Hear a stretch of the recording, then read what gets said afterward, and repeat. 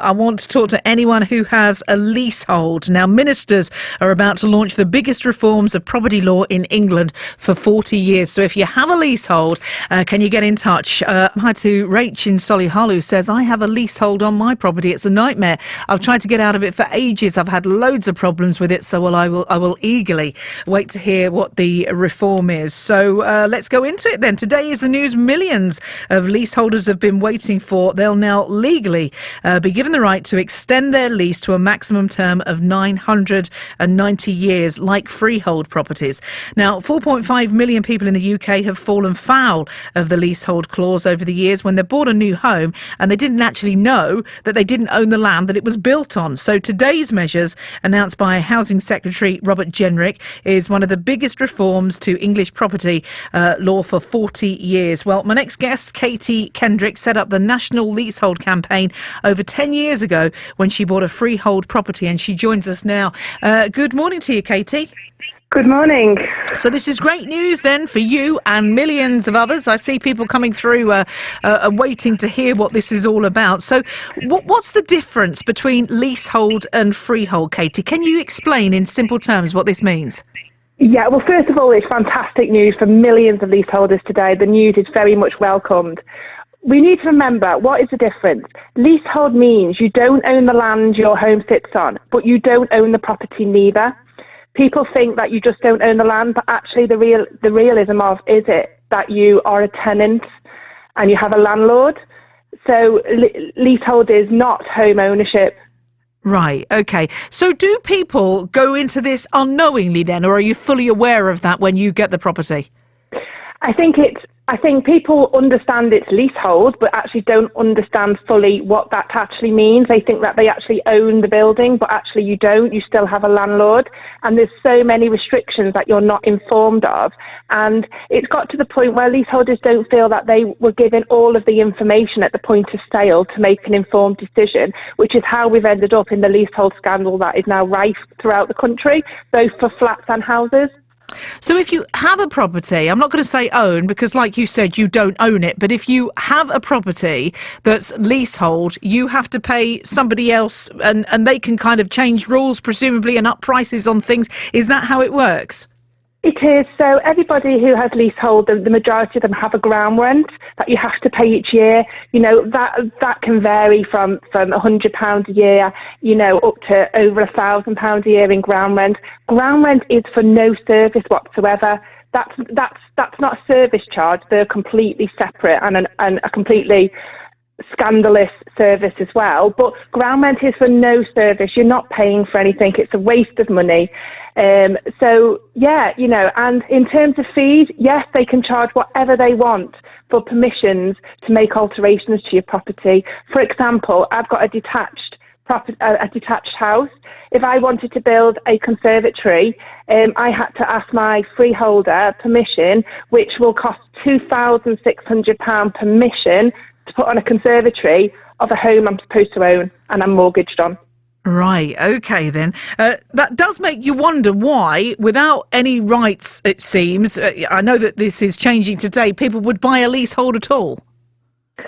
Well, exactly. And, you know, through the hard work of the campaign group for the National Leasehold Campaign and LKP, people aren't buying leasehold houses. You know, they've stopped building them because they can't sell them because there's no reason why a standalone house should be leasehold. It's just creating a second asset on a property, you know, that they can we're just being used as cash cows. And the government have woken up to this and has taken bold action today to, hopefully, the ultimate aim is to abolish leasehold and introduce common hold where we can actually be true homeowners. Right, OK. And you're saying that this affects over 4 million people in the UK. We're hearing from a few of these now, actually, Katie. Yeah, it does, you know, and I think the figures are probably more like 6 million, to be perfectly honest. You know, leasehold is rife in this country. They don't have leasehold system anywhere else in the world other than England and Wales. It's a feudal system and it's time it went. And do you think that this goes far enough? Is there anything else that you'd have liked to have seen?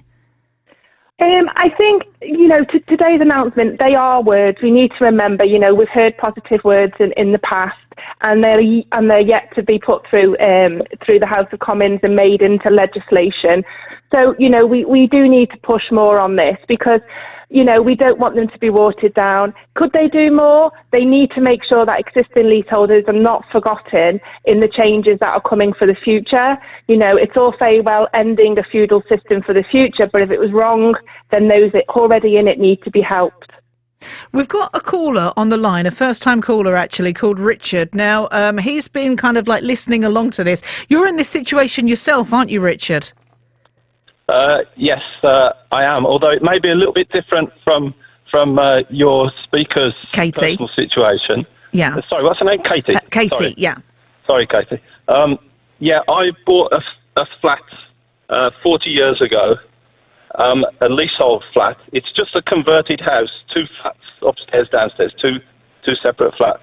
The lease is now the 68 years left, and in order to extend the lease, to get a new lease, I have to pay a marriage value, which is something that if you've got less than 80 years left on your lease, you have to pay half of the increase in value that the new lease would add to the flat to the landlord. I don't know if I'm explaining this clearly. You are explaining it, yeah. Even I follow it. Yeah. Right, so... I live in Halesowen. I used to live in London. This flat is London, so this is London prices, right? The flat, if I sold it today, I would get 250,000 for it. If I get a new lease, I will get 400,000 for it. I know it's crazy in West Midlands prices. So that means I would have to pay half of 250 to 400. What's that? That's 120. I would have to pay £125,000 to the freeholder to get a new lease. Right. Okay. Is my maths correct? So you could sell it as you could sell it as it is now with the short lease, or you could extend the lease from the landholder or whatever, and that makes the property worth more in the long run. But essentially, the more you make, the more you're going to be paying to him. Yes, the longer I leave this renewal, the lower the value goes down. So the more the gap between the present lease and the new lease. So the more I have to pay to the freeholder. And they can ask me for whatever they like. It's 75,000. I got my maths wrong. It would be 75,000, half of the increase in value I would have to pay on top of legal fees, etc. So I'm just wondering if this kind of situation is going to change when the new law comes in. Let's ask Katie. Let's ask Katie, Richard, and see what she makes of that. So there we are, Katie. All this is coming to light this morning. So that's a predicament to be in, isn't it? It is. And, the golden number here, which people don't realise, is 80 years. You cannot let your lease drop below 80 years because marriage value kicks in. And as Richard's just identified, the price to extend the lease then just rockets. And every year less on that lease from 80 years, it's costing you thousands and tens of thousands of pounds. Now, today's announcement, Richard, it is exactly the people like you that this is going to really help, because government have said they're going to abolish marriage value, which is huge. So in terms of your lease extension, we have to remember these are simply only words. We don't have any legislation yet. But if this gets put into legislation and they act marriage value, that will massively decrease the premium that you need to pay to extend your lease. And they're going to make it easier, cheaper by an online calculator for you to be able to extend your lease. Okay, and as you mentioned earlier, would that cover me, not just new purchases, like existing leaseholders? Yeah, well, of course, because if you think about most new build leases have leases that are about 125 to 150 years anyway. So today's announcement, it really does help those like you who have got short leases, because marriage value, the acting of marriage value under 80 years is going to save you thousands of pounds. The freeholders are not going to be happy with this announcement at all today. But, the gravy train just needs to end. People can't afford. And in terms of, could you sell your property now? With a 68-year lease, you would have difficulties because people potentially buying your property will not be able to get a mortgage on it because mortgage lenders won't lend on anything with a short lease.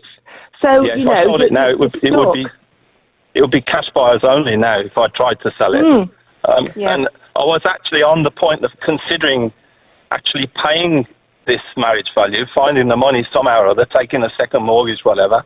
And because I thought a Tory government's never going to change this law because it's their supporters, the landowners, the freeholders, who it would punish, So I'm amazed that.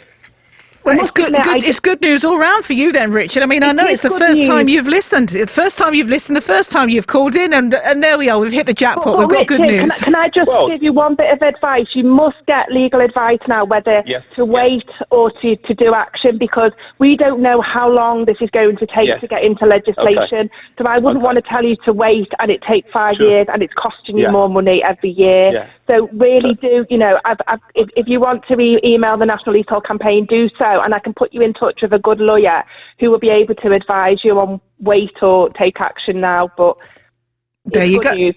Excellent, National Richard. Leasehold Campaign. Yeah, we'll give you stay on the line. Yeah. We'll find all this out for you. So you stay there, Richard, and we'll get the details. Katie, I've got one more question to ask. What happens to these landlords then? Because I mean, if they were getting all this money, what happens to them now? Well, they just need to go and invest in something that's not our homes. They need to find a good ethical moral to invest in, because investing in people's homes and making money out of them, because it is a money-making racket. They just need to find something else to invest in, because we want to have our own homes to own, truly own them and control them. Absolutely. And this is what today's announcement's all about. So it's very much welcomed. Well, excellent news. And we've cheered Richard up. And I'm sure that many people are doing high fives now around the area. So, Katie, thank you very much. I'm going to put you back to Lisa, who will connect Katie and Richard. So it's nationalleaseholdcampaign.org, OK? nationalleaseholdcampaign.org. And if you want to email nationalleaseholdcampaign@gmail.com.